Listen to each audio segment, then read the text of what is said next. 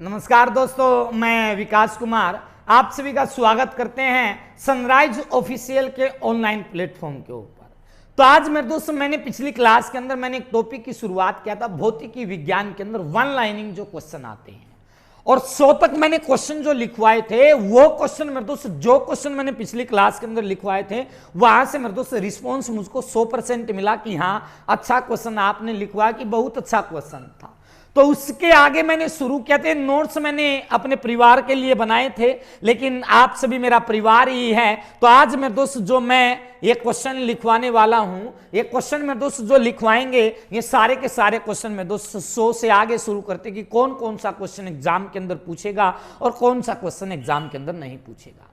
तो इसके बाद जो 100 मैंने क्वेश्चन लिखवाया था, किसी राशि के निर्देश मात्रक को क्या कहा जाता है, तो उत्तर मैंने आपको बताया था मेरे दोस्त क्या कहा गया था, मात्रक कहा गया था। तो यहां से आपको अगर आपको कोई भी चीज याद रखनी है कि किसी राशि के निर्देश मात्रक को क्या कहा जाता है, मात्रक कहा जाता था, ये मेरे दोस्त मैंने 100वां क्वेश्चन लिखवाया था। इसके बाद जो सबसे पहला आज की क्लास के अंदर जो क्वेश्चन शुरू होता है, यहां से क्वेश्चन आता है कि जो मात्रक जो होते हैं ना, देखो मैंने मात्रक आया, इसके बाद नेक्स्ट ही क्वेश्चन मैंने मात्रक से संबंधित क्वेश्चन डाला है कि मात्रक जो होते हैं ये मात्रक कितने प्रकार के होते हैं। आपको केवल इतना याद रखना मेरे दोस्त, कितने प्रकार के होते हैं, 2 प्रकार के होते हैं। वो कौन कौन से होते, कौन कौन से ना होते मेरे दोस्त वो टॉपिक के अंदर बताएंगे। आपको केवल यहां से इतना याद रखना है क्या कि मात्रक जो होते हैं वो मात्रक कितने प्रकार के होते हैं। तो मात्रक कितने प्रकार के हुए, 2 प्रकार के हुए। इसके बाद जो 102 क्वेश्चन आता है एसआई पद्धति में, एसआई पद्धति में मूल मात्रकों की संख्या कितनी है। अब मात्रक वाले टॉपिक से जितने भी क्वेश्चन इंपॉर्टेंट है ना, मैंने सारे के सारे क्वेश्चन वन लाइनिंग के अंदर डाल दिए। पहला मात्रक से आया, दूसरा मात्रक से आया, तीसरा फिर मूल मात्रकों की संख्या पूछता है कि एसआई पद्धति में मूल मात्रकों की संख्या कितना आता है। आपको आंसर क्या लगा करके आना है मेरे दोस्त, 60 लगा करके आना है। और एग्जाम के अंदर जो मोस्ट इंपॉर्टेंट क्वेश्चन आता है मेरे दोस्त, क्या आपको फिर क्या याद रखना है कि धारिता का जो मात्रक होता है वो क्या माना जाता है। धारिता का मात्रक जो होता है उसको क्या बोलते हैं, फैरेड बोलते। तो यहां से ये बात आपको याद रखनी है कि धारिता का जो मात्रक होता है उसको क्या बोला जाता है, फैरेड बोला जाता है। इसके बाद देखो यहां से क्वेश्चन आता है कि ओजोन परत को, इसके बाद जो आपको एक बात याद रखनी है कि ओजोन परत की मोटाई मापने वाली इकाई को क्या कहा जाता है। अगर आपसे कोई व्यक्ति क्वेश्चन पूछ लेता है कि ओजोन परत की मोटाई नापने वाली इकाई को क्या कहा जाता है, तो मेरे दोस्त सबसे ज्यादा एग्जाम के अंदर जो आज तक क्वेश्चन पूछा गया है यही क्वेश्चन पूछा गया है कि ओजोन परत को मापने वाली इकाई को क्या कहा जाता है। आपको क्या याद रखना है, डाप्सन यूनिट याद रखना है। और सबसे ज्यादा क्वेश्चन ये आता है वायुमंडल के अंदर जो हमारा वातावरण है उसके अंदर नाइट्रोजन कितनी है, ऑक्सीजन कितनी है, कार्बन डाइऑक्साइड कितनी है, वो सारी की सारी बात यहां से ये याद रखना है। और अभी अभी मेरे दोस्त इसी टॉपिक से एक एग्जाम के अंदर क्वेश्चन भी पूछा जाता है। इसके बाद जो क्वेश्चन आता है 105 क्वेश्चन जो आता है कि जल प्रवाह की दर को मापा जाता है, मतलब जो जल की प्रवाह जो होती है ना उसको मापा जाता है, किसके अंदर मापा जाता है। तो आप मेरे दोस्त क्या याद रखना है, क्यूसेक के अंदर मापा जाता है जो जल प्रवाह की जो।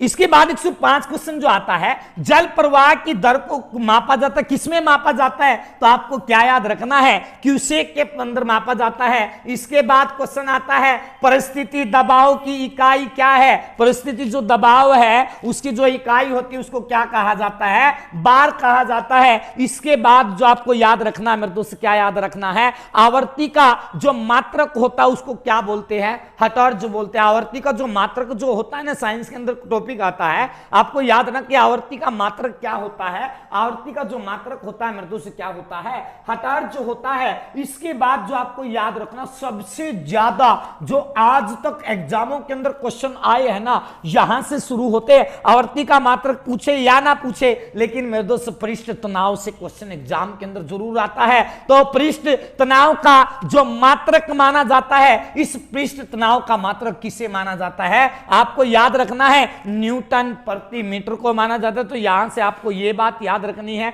कि पृष्ठ तनाव का जो मात्रक माना जाता है, पृष्ठ तनाव का मात्रक किसे माना जाता है? न्यूटन मीटर को माना जाता है। इसके बाद जो 109 क्वेश्चन आता है कि विद्युत आवेशों का जो मात्रक होता है, जो विद्युत जो आवेश जो होते हैं ना, इन विद्युत आवेशों का जो मात्रक होता है वो क्या होता है? उसको मेरे दोस्त क्या कहा जाता है? कुलब कहा जाता है। तो यहां तक ये बात याद रखियो, विद्युत आवेशों का जो मात्रक होता है, इस मात्रक को क्या कहा जाता है? कुलब कहा जाता है। इसके बाद जो 110 नंबर जो क्वेश्चन आता है, मैंने इन क्वेश्चनों को मेरे दोस्त बड़ा सोच समझ के लिखा है। आपका काम केवल कितना है? आपका काम केवल इतना है, पहले से लेकर के मेरे दोस्त जहां तक मैं इन क्वेश्चनों को लिखवाऊंगा, आपका काम केवल कितना है? इन क्वेश्चनों को अपनी कॉपी के अंदर लिखना। और गारंटी देता हूं मेरे दोस्त, मैं यहां पर लिखकर गारंटी देता हूं, जितने भी स्टूडेंट इसको शुरू से लेकर के लास्ट तक लिखेंगे ना, आपको एग्जाम को पास करवाने में सबसे महत्वपूर्ण भूमिका आपको यही क्वेश्चन लिखवाएंगे।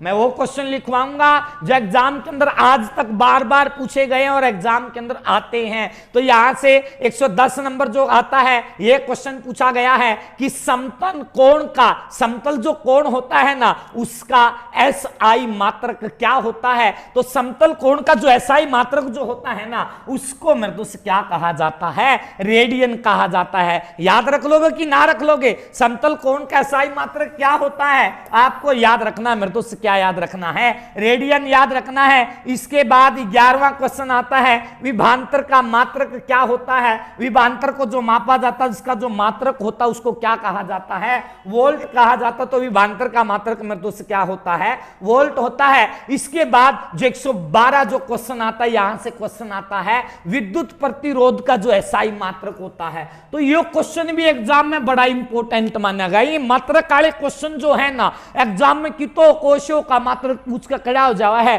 तो याद रख लियो। एक बार तो थमने ऊपर लगेंगे बिना के चीज बता दी, लेकिन एग्जाम में जब नंबर आओगा ना, यो ऊपरा थमना अपना लगन लग जाओगा। हकीकत चीज यह है, उससे चीज का हम गुणगान करेंगे जो चीज हमने अपनी लग गए है। अगर थम इन चीजा के ऊपर डेली रिसर्च करोगे, डेली इन चीजा ने देखोगे, यह चीज थमने केक लगन लग जाओगी, अपनी लग जाओगी। तो याद रखना, जो विद्युत प्रतिरोध का मात्रक क्या होता है, तो आपको क्या याद रखना है? ओम याद रखना कि विद्युत प्रतिरोध का मात्रक क्या है? ओम है। आप मंदिर के अंदर जाते हो, ओम का नाम लेकर के आते हो, ओम नमः शिवाय लेकर के आते हो कि ना लेकर के आओ। तो वहां पर एक बात रखना, जो मंदिर जो होता है ना, वहां पर विद्युत होता है, बिजली होता है कि ना होता है? जब भी बिजली दिखे और मंदिर के अंदर गए हो, तो बिजली से निकाल करके लाना, ओम नमः शिवाय, बिजली से बचा कर रखना। ये बात तो बोल सकते हो कि ना बोल सकते?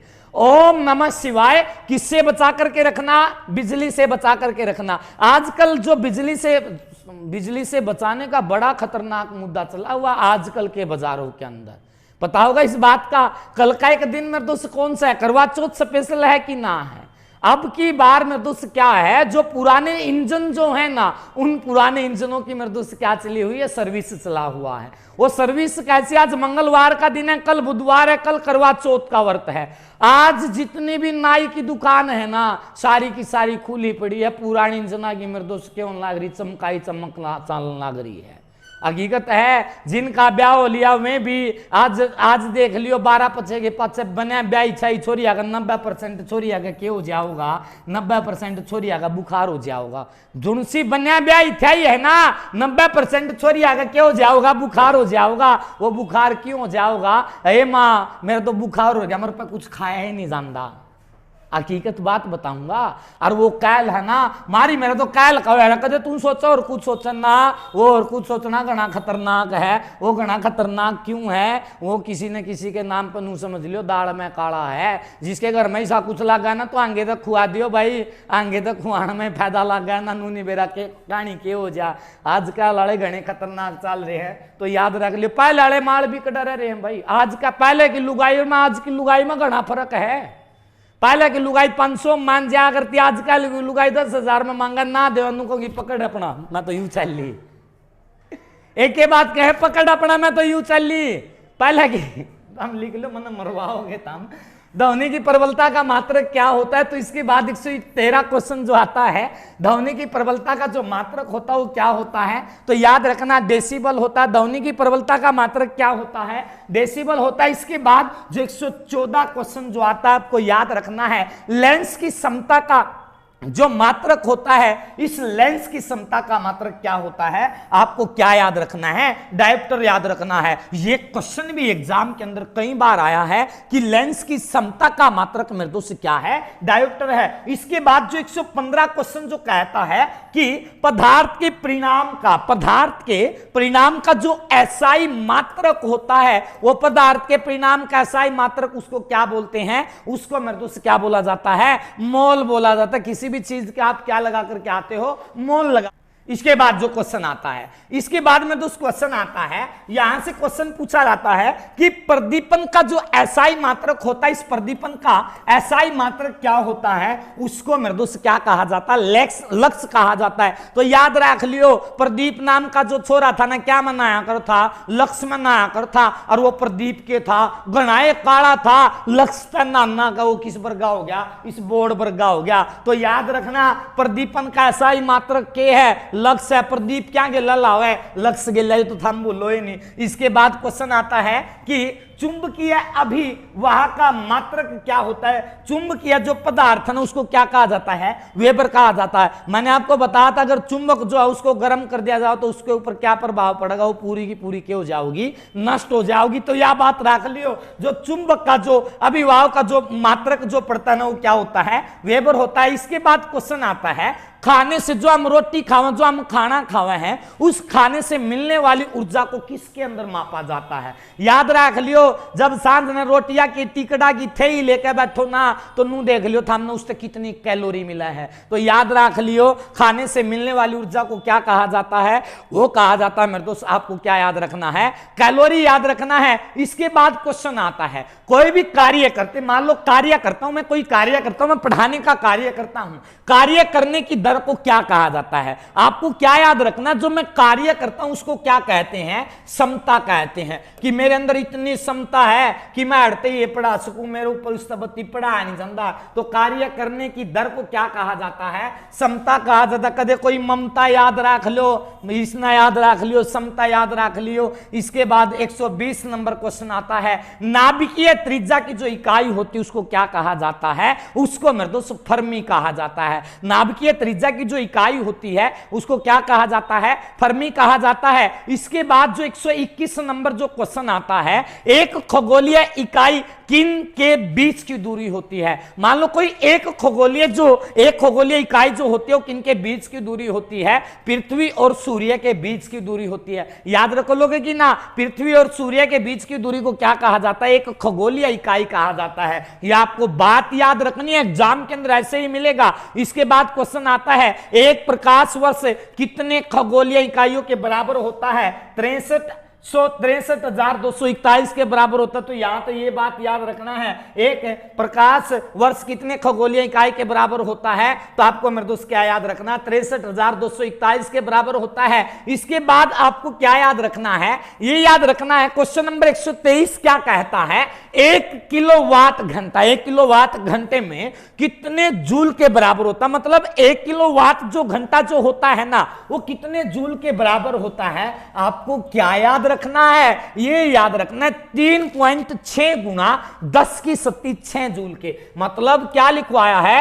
3.6 गुना 10 की शक्ति 6 जूल के बराबर होता है। यह बात याद रखियो, ऐसा क्वेश्चन एग्जाम में गणित में पूछा गया है और कई बार यू क्वेश्चन एग्जाम में आ जावा है। और दिल्ली पुलिस में मेरे दोस्त इसे क्वेश्चन आवे हैं, तो थोड़ा सा सोच समझ के पढ़ियो। इसके बाद 124 नंबर केक है, वो तो हमने केक होगा कि चुंबकीय प्रेरण का मात्रक क्या होता है? चुंबकीय प्रेरण, चुंबक का अर्थ तसड़ा क्यों है? तसड़े पर अगर हम चुंबक फेंके हैं तो वो के चपक जावे ना चपक जावे है। तो याद रखियो, चुंबकीय प्रेरण का जो मात्रक होता है वो क्या होता है? टेस्ला होता है। नानू देख लियो, टकला कोई आदमी हो, गंजा कोई आदमी हो जाओ, उसके सर पर तसड़ा धर दियो, उसका तसड़ा लकड़े उसके सर पर तसड़ा धर दे, क्या हो जाओगा? चुंबक से नहीं पाट जाओगी, पपड़ी से नहीं पाट जाओगी सर की। तो ध्यान रख लियो, चुंबकीय प्रेरण का मात्रक क्या हुआ है टेस्ला, टकले के घर में तसला धर दिया हमने। इसके बाद याद रखियो 125 में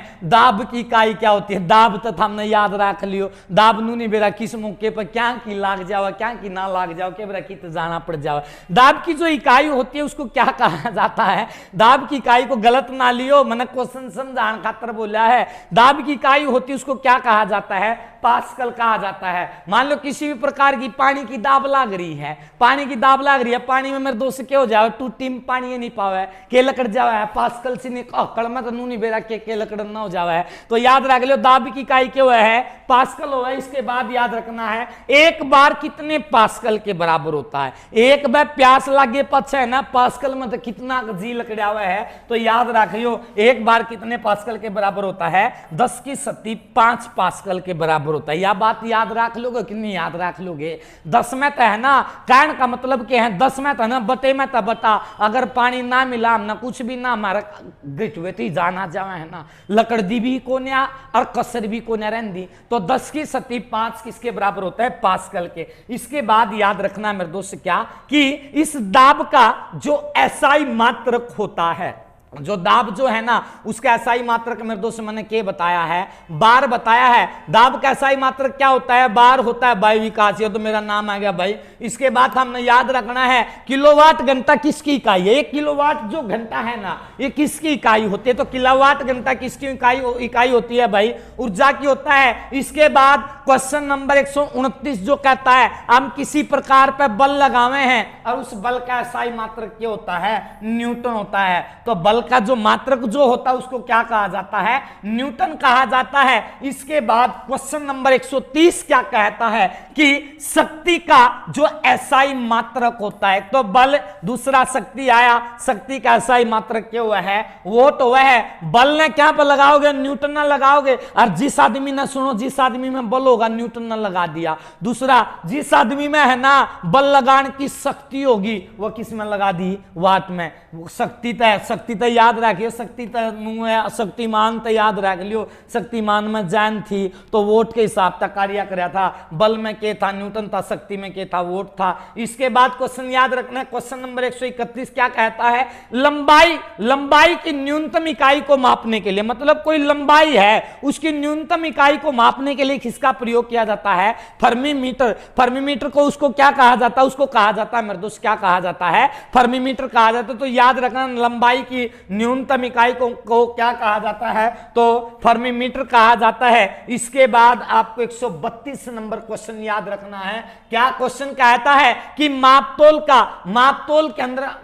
का जो अंतरराष्ट्रीय कार्यालय कहां पर है। मापतोल जो है ना किसी प्रकार का उसका अंतरराष्ट्रीय जो कार्यालय है उसको क्या कहा जाता है, वो जो कहां पे है वो पड़ा है सेवरेज नामक एक स्थान पड़ता है। और ये सेवरेज नामक जो स्थान पड़ता है वो कहां पर पड़ता है, फ्रांस के अंदर पड़ता है। इसके बाद क्वेश्चन नंबर 133 आता है, वेग परिवर्तन की दर को क्या कहा जाता है, वेग परिवर्तन की दर को मेरे दोस्त क्या कहा जाता है, त्वरण कहा जाता है। तो इसके बाद क्वेश्चन 133 आपको याद रखना है, वेग परिवर्तन की दर को क्या कहा जाता है, त्वरण कहा जाता है। इसके बाद क्वेश्चन नंबर 134 क्या कहता है, किसी वायुयान से, मतलब कोई जहाज जावे, हम तो जहाजे का आ करें, मान लो कोई जहाज जावे काम में तय, कोई जहाज से कोई वस्तु नीचे की तरफ गिरने पर, मतलब जहाज में तो किसी ने कुछ घेर दिया, मान लो कुछ घेर दिया, उससे नीचे गिरने पर उस सामान की गति कैसी होगी, मतलब कोई चीज गिरा दी,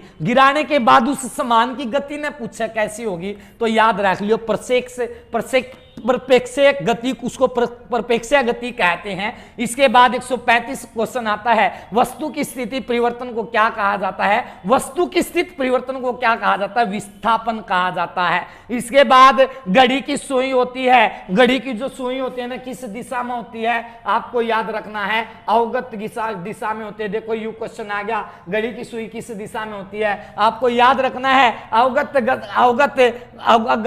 गति में होती है। इसके बाद क्वेश्चन आता है, क्वेश्चन नंबर 137 क्या कहता है, किलोवाट घंटा जो बराबर होता है किसके वाट होता है, किलोवाट घंटा किसके बराबर होता है, वोल्ट के बराबर होता है। इसके बाद अवाव जो होती है ना, हवाओं से हमें कौन सी ऊर्जा होती है, हवाओं में कौन सी ऊर्जा होती है, हवाओं में केवल और केवल क्वेश्चन आओगा गतिज ऊर्जा हुआ है कि कौन सी ऊर्जा हुआ है, तो याद रखियो हवाओं में केवल कौन सी ऊर्जा होती है, गतिज ऊर्जा होती है। इसके बाद सूर्य पर किसी वस्तु का भार पृथ्वी की अपेक्षा कितना होता है, सूर्य पर किसी वस्तु का भार पृथ्वी की अपेक्षा कितना होता है, तो याद रखना 2.8 गुना होता है। बात समझ में आएगी, 2.8 और साइंस में 1/6 गणा इंपोर्टेंट क्वेश्चन है। किसका आंसर ना भी रहा 2.8 लगा का यो या 1.6 लगा का यो 90% ठीक होया करे। इसके बाद क्वेश्चन लिखना है 140 पलवन सिद्धांत की खोज किसने किया था,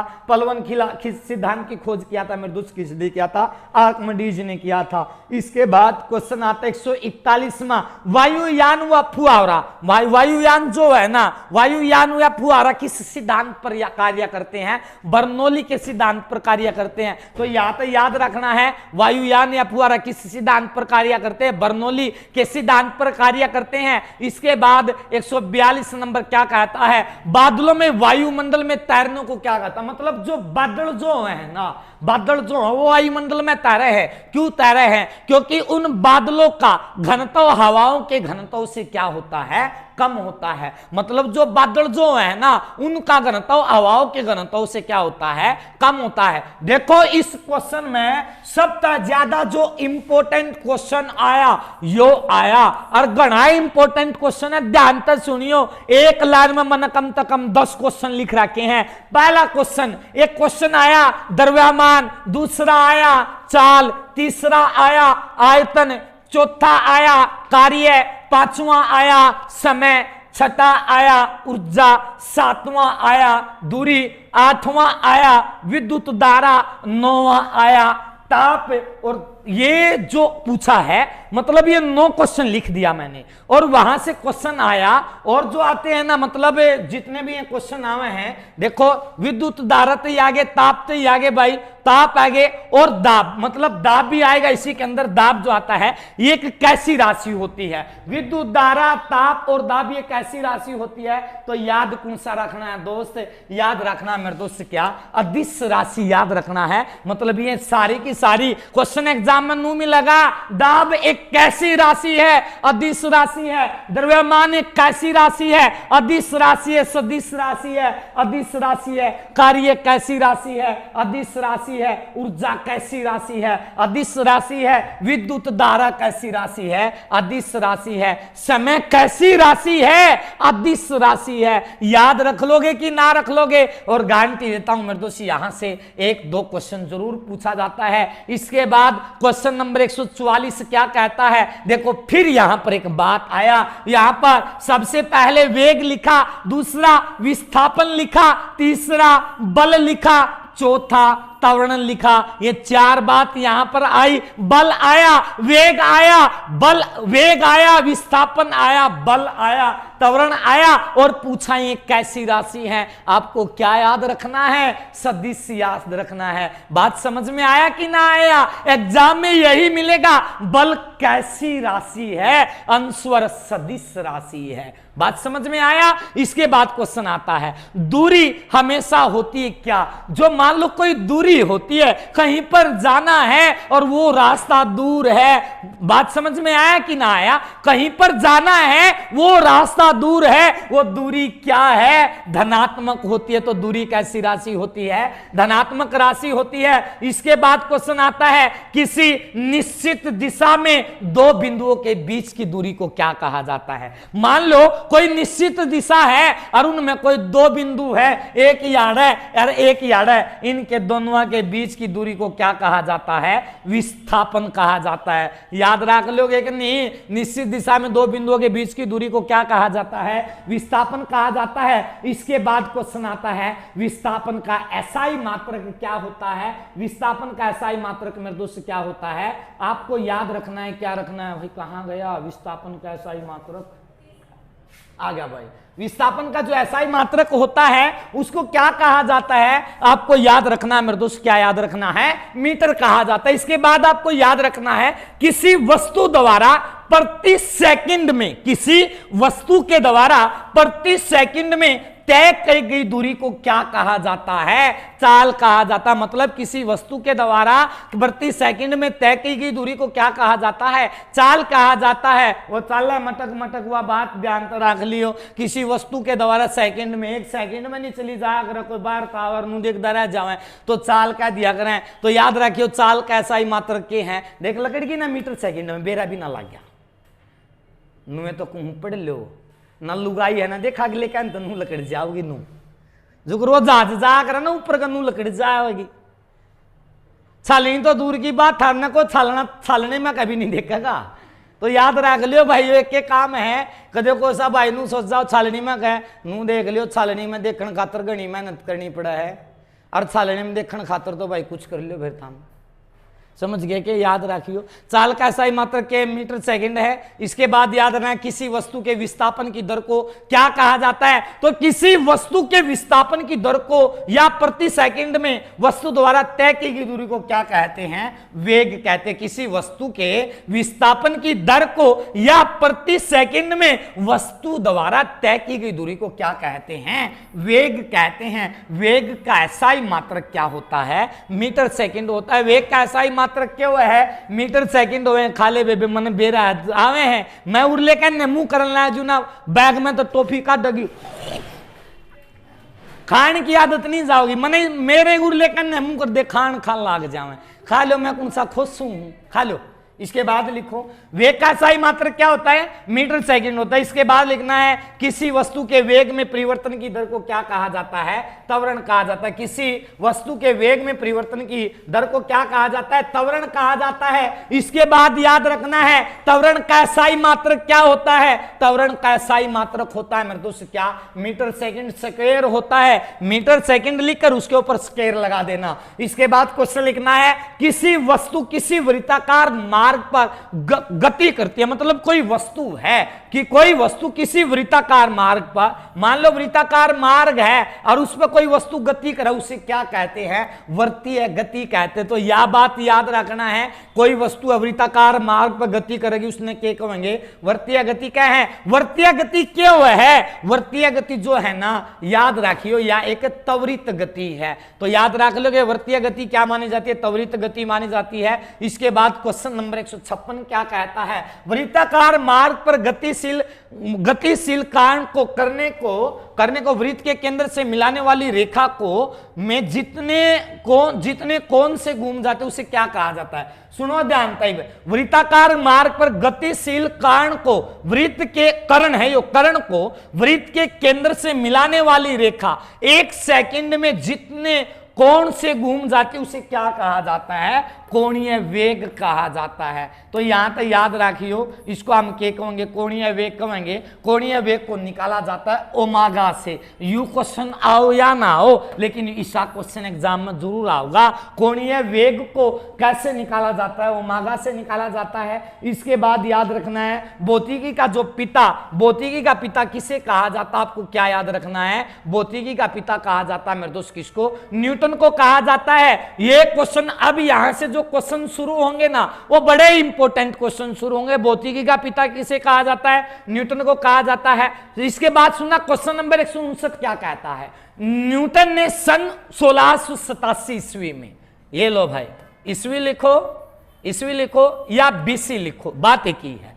न्यूटन ने सन 1687 ईस्वी में, बीसी क्यों लिखेंगे? एडी लिखेंगे भाई, बेडी लिखेंगे। सबसे पहले गति के नियम का प्रतिपादन जो किया वो किस किताब में किया?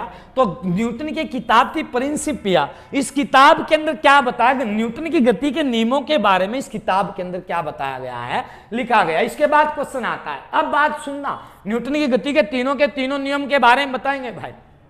यदि कोई वस्तु, मान लो कोई वस्तु है और ये विराम अवस्था में रहेगी, मतलब कोई वस्तु है विराम अवस्था में रहेगी, लेकिन जब तक उस पर कोई बाह्य बल उसके ऊपर हाथ नहीं लगेगा या उसके साथ कोई छेड़छाड़ नहीं कहेंगे तो उसको क्या कहेंगे? ये कहेंगे जड़त्व का नियम या गैलीलियो का मेरे दोस्त क्या कहा गया है? नियम कहा गया। तो याद रख लियो कोई वस्तु है, मान लो कोई भी वस्तु है, जब तक हम उसके छेड़छाड़ नहीं करेंगे ना तो क्या होगी? गैलीलियो का नियम बोल देंगे या जड़त्व का नियम बोल देंगे। न्यूटन की गति का पहला नियम इसी के अंदर रहा होगा। इसके बाद लिखो किसी भी वस्तु का वह प्राकृतिक गुण, किसी भी वस्तु का वह प्राकृतिक गुण जो उसकी विराम या गति की अवस्था में परिवर्तन का विरोध करे उसे क्या कहते हैं? जड़ता कहते हैं। बात ध्यान से सुनियो, किसी भी वस्तु का वह प्राकृतिक गुण, कोई भी वस्तु है उसका प्राकृतिक गुण विराम या गति की अवस्था में परिवर्तन का विरोध करे उसको हम क्या कहेंगे? जड़ता कहेंगे।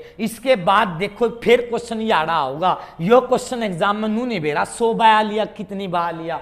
चलती बस अचानक से रुक जाती है, कोई बस है हरियाणा रोडवेज हरियाणा का जहाज है, चलन लाग रही, अचानक तक रुक गई तो यात्री का आगे की तरफ आ जाता, मतलब ब्रेक लगे एकदम अगले कहने माथा लग गया करने या बात देखियो कि गणा का लग गया भी होगा, गोला भी पड़ा होगा।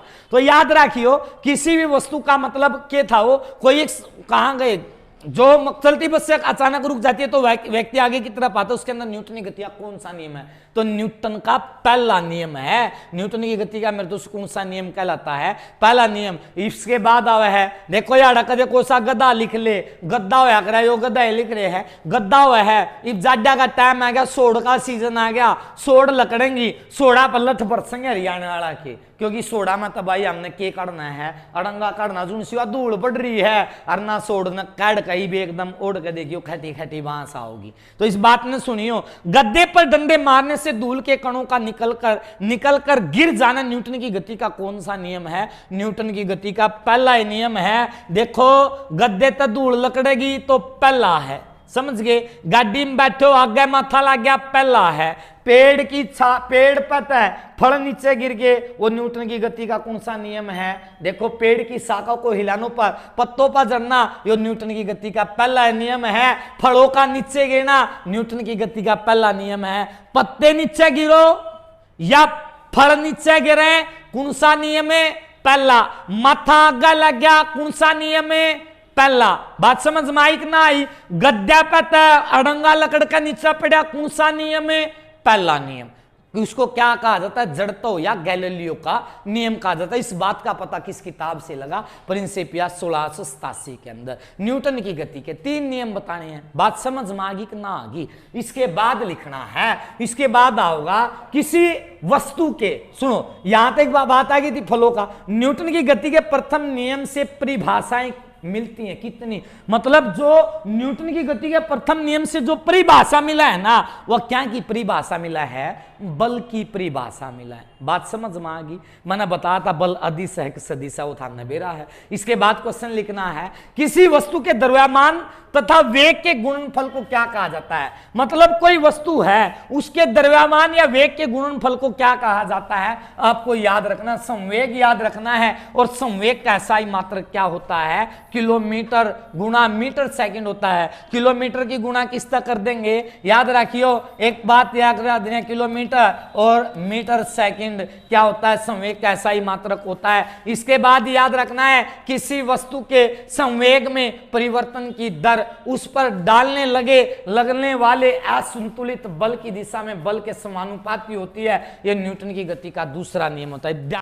इसके बाद क्वेश्चन नंबर जो 170 क्या कहता है? किसी वस्तु के संवेग में परिवर्तन की दर उस पर लगने वाले असंतुलित बल की दिशा में बल के समानुपाती होती है, उसको न्यूटन की गति का क्या कहा जाता है? दूसरा नियम कहा जाता है। इसके बाद क्वेश्चन नंबर 171 क्या कहता है? न्यूटन की गति के दूसरे नियम से प्राप्त होता है बल का व्यंजक प्राप्त होता है। तो याद रखना न्यूटन की गति के दूसरे नियम से क्या प्राप्त होता है? बल का व्यंजक प्राप्त होता है। इस बात ध्यान में सुनिए, इसके उदाहरण जो आएंगे नू को आवे क्या होगा? उदाहरण पूछेगा। कोई क्रिकेट खिलाड़ी है, धोनी है, मान लो कोई कैच ले हुआ है, कीपर था वो कैच लिया करता, अपने हाथ में कैच लेकर पीछे की तरफ ले जाया करता। क्यों? उसके हाथ पर चोट ना लगाए। वह बात देखो यार आई, क्रिकेट खिलाड़ी तेजी से आती हुई गेंद को कैच करते समय अपने हाथों को पीछे खींच लेता है ताकि कम चोट लगे। न्यूटन की गति का कौन सा नियम है? दूसरा नियम है। क्रिकेट जब देखो ना कैच ले हुए पीछे हाथ जावे तो न्यूटन की गति का कौन सा नियम याद रखना है? दूसरा याद रखना है। इसके बाद याद रखना है, इसके बाद जो आवेगी यहां तक बात आओगी, प्रत्येक क्रिया के बराबर परंतु विपरीत दिशा में प्रतिक्रिया होती है। न्यूटन की गति का कौन सा नियम है? न्यूटन की गति का तीसरा नियम है। तो याद रखियो, प्रत्येक क्रिया के बराबर परंतु विपरीत दिशा में प्रतिक्रिया होती है। न्यूटन की गति का कौन सा नियम है? न्यूटन की गति का तीसरा नियम है। इसके बाद लो यार बात आई, बंदूक से गोली चल रहे हैं, गोली चल दे है ना, पीछे की तरफ धक्का लग गया, देख लियो गोली चला के एकदम नु झटका लगेगा, पीछे की तरफ क्या लगता है? झटका लगता है। उसके मतलब झटका जो लगता है वो क्या बात होगी? धक्का लगता है, उसमें गति का कौन सा? न्यूटन की गति का तीसरा नियम का होगा। तीसरा नियम आ गया, नाव से किनारे पर कूदने पर नाव का पीछे की तरफ हटना, हो कौन सा? न्यूटन की गति का तीसरा नियम। फिर एक बात होगा, न्यूटन की गति का तीसरा नियम, रॉकेट को उड़ाने में न्यूटन की गति का कौन सा नियम लगता है? मतलब जो रॉकेट उड़ा है ना, न्यूटन की गति का कौन सा नियम लगेगा?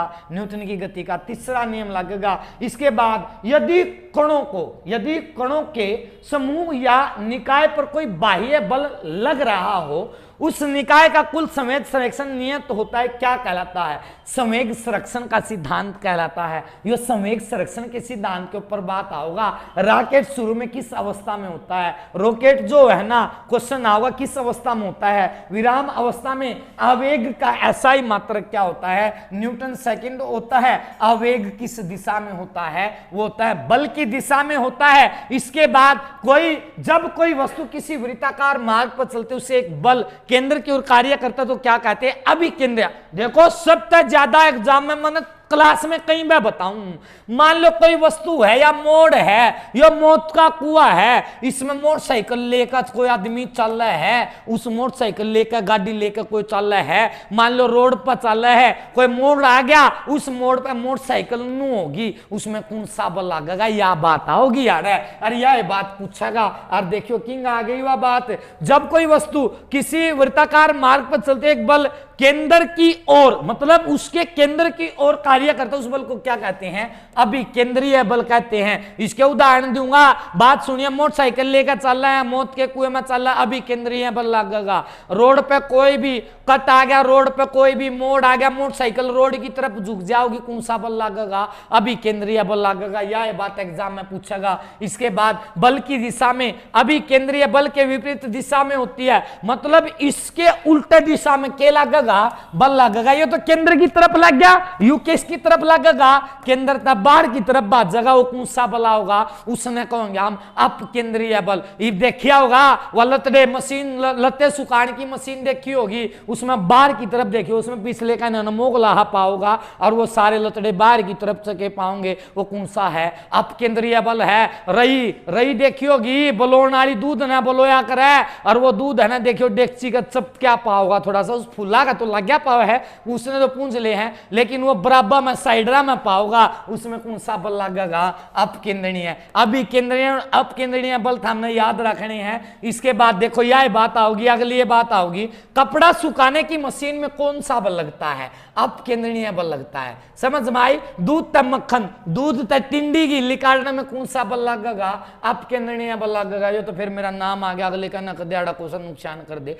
एक ही पदार्थ के अणुओं के मध्य लगने वाले आकर्षण बल को क्या कहा जाता है? सहसंयोजक बल कहा जाता है। एक ही पदार्थ के अणुओं के मध्य लगने वाले आकर्षण बल को क्या कहा जाता है? सहसंयोजक बल कहा जाता है। इसके बाद क्वेश्चन नंबर 186 क्या कहता है? दो भिन्न पदार्थों के अणुओं के बीच लगने वाले आकर्षण बल को क्या कहते हैं? असंयोजक बल कहते हैं। याद रखियो, एक संयोजक हुआ है, एक असंयोजक हुआ है। एक ही पदार्थ में, इसमें दो ही पदार्थ के अंगों के बीच, अणुओं के बीच या अंगों के बीच लगने वाले आकर्षण बल को क्या कहते हैं? असंयोजक बल। एक ही पदार्थ के अणुओं के मध्य लगने वाले बल को क्या कहते हैं? संयोजक बल। इसके बाद जो पृष्ठ तनाव है ना, इसका असाई मात्रक क्या है? न्यूटन मीटर है। पृष्ठ तनाव का मात्रक क्या है? इसका जूल मीटर स्क्वायर होता है। पृष्ठ तनाव का मतलब जो मात्रक जो होता है, पृष्ठ तनाव का मात्रक होता है जूल मीटर स्क्वायर होता है। इसके बाद दाब का जो दाब का ताप बढ़ने पर क्या कम होता है? पृष्ठ तनाव। मतलब कोई आदमी ऊपर की तरफ जाओगा ना, दाब जितनी दाब बढ़ेगी उसका क्या हो जाओगा? पृष्ठ तनाव कम हो जाओगा। जो अगर पतली सुई है, सुई जो है ना, इबनू देख लियो, पानी पर तैर जावा है, तैर देवा। एक बात बताऊं कुकर तैरेगी, लोहे की कोई भी चीज पानी पे नहीं तैरे ना। हम दिशा देखने खातर है ना पत्ते भर का सुई ने देखा अगर बढ़ दे दिशा बता देवा। सुई जो है ना उस सुई ना पानी पे गिर के देखियो, पतली सुई ना वह सुई क्या हो जाओगी, तैरने लग जाओगी। पतली सुई तैरती किसके कारण, पृष्ठ तनाव के कारण तैरती है। साबुन व सरफ कम करता है। साबुन और सरफ किसने कम करा है, पृष्ठ तनाव ने कम करेगा। देखिए यह बात आओगी, साबुन व सरफ कम करता, जल के पृष्ठ तनाव को कम करता है। साबुन के बुलबुले बनते हैं, साबुन के बुलबुले ठंडे देखे हैं, वह बनते हैं किसके कारण बनते हैं, पृष्ठ तनाव के कारण। यह बात आओगी, पानी पर मच्छरों के लावा तैरते रहते परंतु मिट्टी का तेल छिड़क देने पर वह सारे के सारे लावा पानी में डूबकर मर जाते हैं। किस कारण, किसके कारण से मर जाए हैं। देखिए ज्यादा गर्मिया में कूलर लाग रहे थे, कूलर में है ना क्या होया करो था, उसमें मच्छर ब्याह जाया करे थे और घने मच्छरे मच्छरों जा कर दे, कई दिन तो पानी ना काढ़ियो, जोड़ पर जाकर देख लो मच्छरी गणेशी आ जावा है। ओढ़ के होगा उस पर तेल गिर दो थोड़ा सा, क्या है तिल चिकनाट गिर दो, वह लावा जो है ना मच्छरा के जो लावा है ऊपर के ऊपर गिले की गेल ओढ़े मर जावे हैं। किसके कारण मर रहे हैं, पृष्ठ तनाव के कारण वो क्या हो जावे हैं, उनका राम नाम सत्या हो जावा है। इसके बाद गरम सूप स्वादिष्ट लगता है। गर्मी ज्यादा आगे ज्यादा में चने का सूप पियो, घोड़े बनियो, गरम सूप क्या वह स्वादिष्ट लगता है। किसके कारण, क्योंकि गर्म द्रव का पृष्ठ तनाव क्या होता है, कम होता है। जो कोई द्रव चीज जो होती है उसका पृष्ठ तनाव मेरे दोस्त क्या हो जाता है, कम हो जाता है। केशितव क्या है, केशितव एक खोखली नली है। याद रखियो एग्जाम में नुए मिलेगा, केशितव क्या है, केशितव मेरे दोस्त एक खोखली नली है। इसके बाद केश नली में द्रव के ऊपर चढ़ने या नीचे दबने की घटना को क्या कहते हैं, केशितव कहते हैं। केश नली में द्रव के ऊपर चढ़ने या नीचे दबने की घटना को क्या कहते हैं, केशितव कहते हैं। लालटेन या लैंप की बत्ती में आजकल तो कड़ा लैंप रह रहे हैं, कड़ा दीवे रह रहे हैं, कुम्हारा खत रह रहे, कुम्हार ले रहे ही दीवे अलग प्रकार के है, सिट्टी मारने वाले दीवे है, नीचे तो पानी गाला है, ऊपर फिर छोटे पाछो पानी लकड़दायक होनी।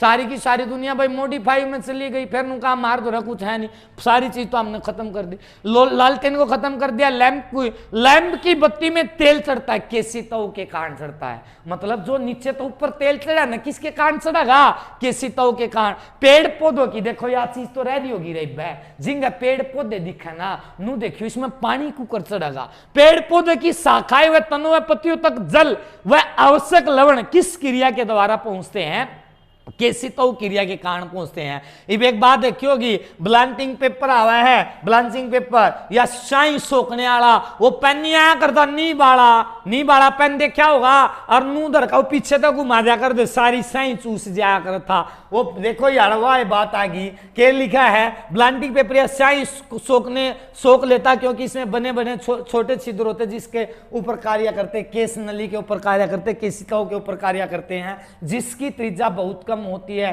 तथा एक समान होती है, उसे क्या कहते हैं। मतलब कोई चीज है जिसकी त्रिज्या क्या होती है, बहुत कम होती है लेकिन एक समान होती है, उसको क्या कहते हैं, उसको केश नली कहते हैं। इसके बाद 201 से शुरू होगा। ऐसे ही वीडियो देखने के लिए अपने YouTube चैनल सनराइज ऑफिशियल को सब्सक्राइब जरूर करना। और इसके साथ साथ अगर आपको ये वीडियो अच्छी लगा मेरे दोस्त, इसके ऊपर आपको कमेंट जरूर करना है। धन्यवाद, जय हिंद।